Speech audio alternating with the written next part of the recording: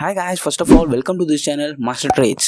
இந்த வீடியோவில் நாம என்ன பார்க்க போறோம் அப்படின்னா ஷேர்ஸ்னா என்ன, அதுலேருந்து எப்படி பணத்தை கறக்கிறது அப்படிங்கிறது தான் பார்க்க போறோம். அதுக்கு முன்னாடி இந்த சேனலுக்கு நீங்க புதுசாக இருந்தீங்கன்னா மறக்காம லைக், கமெண்ட், ஷேர், சப்ஸ்கிரைப் பண்ணிடுங்க.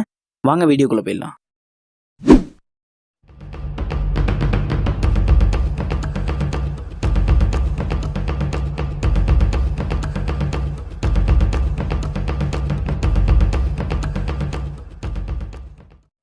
நான் முன்னாடி இன்ட்ரோவில் சொன்ன மாதிரியே உங்களுக்கு ஷேர்ஸ்னால் என்னங்கிறத ஈஸியாக புரிய வைக்கிறதுக்காக ரியல் டைம் எக்ஸாம்பிள் ஒன்று எடுத்திருக்கேன்.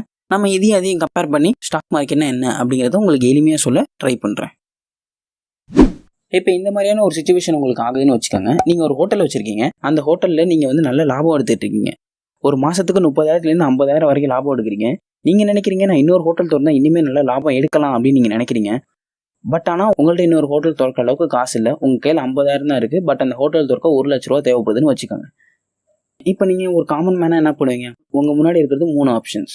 பேங்க்கில் போய்ட்டு லோன் கேட்கலாம், ஃப்ரெண்ட்ஸ்கிட்ட கடன் வாங்கலாம், அப்படி இல்லைனா வட்டிக்கு வாங்கலாம். இது 3 தான். இது இல்லாமல் இன்னொரு ஆப்ஷன்ஸ் தான் ஷேர் மார்க்கெட். ஷேர் மார்க்கெட் அப்படிங்கிறது ஒன்றும் இல்லைங்க. நீங்கள் ஃபஸ்ட்டு ஒரு ஹோட்டல் வச்சுருந்தீங்க பார்த்தீங்களா, அந்த ஹோட்டலோட மொத்த சொத்து மதிப்பு எவ்வளோ அப்படிங்கிறத நம்ம மதிப்பிடணும். சொத்து மதிப்பு அப்படிங்கிறது ஒன்றும் இல்லைங்க. நீங்கள் அந்த ஹோட்டலை நீங்கள் விற்றீங்கன்னா உங்களுக்கு எவ்வளோ கையில் காசு தேரும் அப்படிங்கிறது தான் சொத்து மதிப்பு. இப்போ நீங்கள் சப்போஸ் இந்த ஹோட்டலை விற்றீங்கன்னா உங்களுக்கு 1,00,000 ரூபா தேருதுன்னு வச்சுக்கோங்க. அதுதான் உங்களோட சொத்து மதிப்பு. இப்போ அந்த 1,00,000 ரூபாயை 2ஆக பிரிக்கிறீங்க. 50,000 பிரிக்கிறீங்க. ஒரு 50,000 நீங்கள் வச்சுக்கிறீங்க. மிச்சம் இருக்கிற 50,000 1000 50 தான் பிரிக்கிறீங்க. நீங்கள் அந்த பிரித்த 50 இருக்குது பார்த்தீங்களா, அந்த 50 டாக்குமெண்ட்ஸ், அதாவது பத்திரங்கள், அந்த பத்திரத்தை நீங்கள் கொண்டு போய் இன்னொருத்தண்ட கொடுத்து, இந்த மாதிரி தம்பி என்னோட கம்பெனியில் நீயும் ஒரு பார்ட்னர், நீயும் ஒரு பங்குதாரர் அப்படிங்கிற மாதிரி அவர்கிட்ட கொண்டு போய் கொடுக்குறீங்க. இதுக்காக அவர் உங்களுக்கு நீங்கள் சொல்கிற அமௌண்ட்டை உங்கள்கிட்ட கொடுப்பாரு. நீங்கள் ஃபிக்ஸ் பண்ண அமௌண்ட் எவ்வளோ? 1000 ரூபா. அந்த மாதிரி நீங்கள் 50 பேர்ட்ட கொடுத்தீங்கன்னா உங்களுக்கு கிடைக்க போகிற அமௌண்ட் எவ்வளோ? 50,000. இதை வச்சு நீங்கள் ஒரு ஹோட்டல் ஓப்பன் பண்ணிக்கலாம்.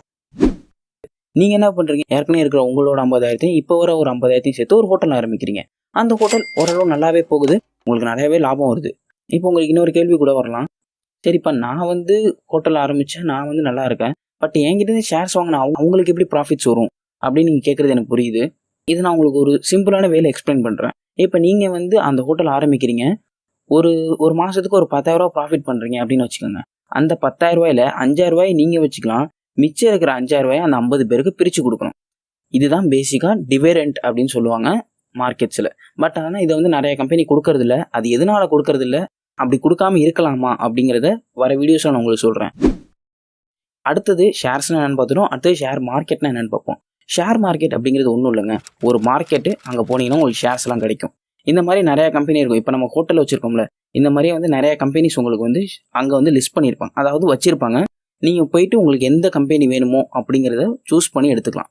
இப்போ எப்படின்னா, ஒரு காய்கறி மார்க்கெட்டுக்குள்ளே போயிட்டு உங்களுக்கு எந்த காய்கறி வேணும் அப்படிங்கிறத சூஸ் பண்ணி எடுத்துக்கிற மாதிரி நீங்கள் அந்த மார்க்கெட்டுக்குள்ளே போயிட்டு காசை கொடுத்துட்டு எந்த ஷேர்ஸ் வேணுமோ வாங்கிட்டு வச்சுக்கலாம். அதை நீங்கள் எத்தனை நாள் வச்சுருக்கலாம் அப்படிங்கிறதுக்குலாம் டைம் டியூரேஷன் கிடையாது. நீங்கள் எத்தனை நாள் வேணாலும் அந்த ஷேர்ஸை வச்சுருக்கலாம், எத்தனை வருஷம் வேணாலும் வச்சுருக்கலாம். உங்களோட வரப்போகிற சந்ததியினர்களும் அந்த ஷேர்ஸை தாராளமாக யூஸ் பண்ணிக்கலாம். இதுலேருந்து உங்களுக்கு ஷேர்ஸ்னால் என்ன அப்படிங்கிறது புரிஞ்சிருக்கும் அப்படின்னு சொல்லிட்டு நான் நம்புகிறேன். ஒரு கம்பெனி தன்னுடைய பணத்தேவைக்காக தன்னோட கம்பெனியை கொஞ்சம் கொஞ்சமாக பிரித்து அதை நம்மள மாதிரியான ஒரு காமன் மேன்கிட்ட கொண்டாந்து விற்கிறதுக்கு பேர் தான் ஷேர்ஸ். அந்த ஷேர்ஸை நம்ம வாங்குறது மூலிமா நம்ம அந்த கம்பெனி மேலே இன்வெஸ்ட் பண்ணுறோம். அதாவது அவங்களோட ப்ராஃபிட் க்ரோத்துக்கு நம்மளோட காசை கொடுக்குறோம். அதனால அவங்களோட லாபத்துலேருந்து நமக்கு ஒரு சிறிய பங்கு கிடைக்கும். இப்போ உங்களுக்கு அடுத்த கேள்வி வரலாம், இந்த Sensex, Nifty, NSE, BSE, bonds, ETF இதெல்லாம் சொல்கிறாங்களே தம்பி, இதெல்லாம் என்னது அப்படின்னு நீங்கள் என்கிட்ட கேட்கலாம். இதுக்கான பதிலை நான் உங்களுக்கு அடுத்த வீடியோவில் சொல்கிறேன், எலாபரேட்டாக சொல்கிறேன். ஏன்னா இந்த வீடியோ ஏற்கனவே ஒரு 4 minutes 5 minutes கிட்ட இழுத்துட்டேன். உங்களுக்கு அடுத்த வீடியோவில் எலாபரேட்டாக நிஃப்டினா என்ன, சென்செக்ஸ்னா என்ன, என்எஸ்சினா என்ன, பிஎஸ்சினா என்ன, அதுக்கு அடுத்த வீடியோவில் பாண்ட்ஸ்னா என்ன, ETF என்ன அப்படிங்கிறத சொல்கிறேன். அப்புறம் கொஞ்சம் கொஞ்சமாக நம்ம கேண்டில் ஸ்டிக்ஸ், ட்ரெண்ட்ஸ் அப்படிங்கிறது நிறைய அனாலிசிஸ் இருக்குது. அதுக்குள்ளே நம்ம பார்ட் பை பார்ட்டாக போக ஆரம்பிப்போம். உங்களை அடுத்த வீடியோவில் சந்திக்கிற வரைக்கும், this is Kannan signing off from master trades.